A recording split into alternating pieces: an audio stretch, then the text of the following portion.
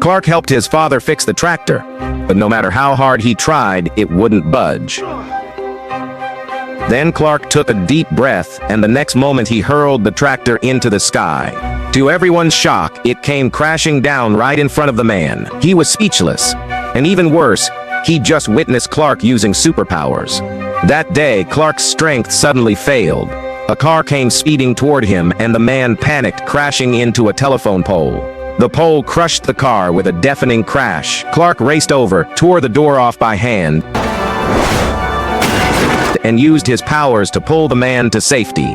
Now the man was convinced that Clark had superpowers, though Clark denied it.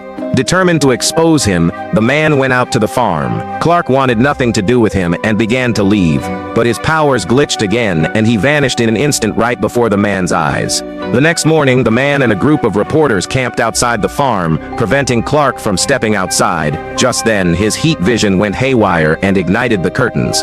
Clark's father rushed in and put out the flames. Fearing he might hurt his parents, Clark decided to leave home until he could control his powers. The man saw him go and jumped into his car to follow, only to discover it was Clark's father behind the wheel.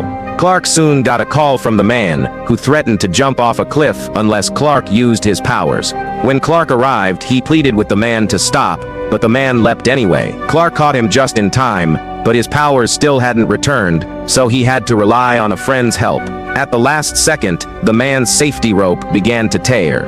He clung to Clark for dear life, and Clark hauled him back up with every ounce of strength he had. Seeing Clark injured, the man finally dropped his suspicions and abandoned the investigation.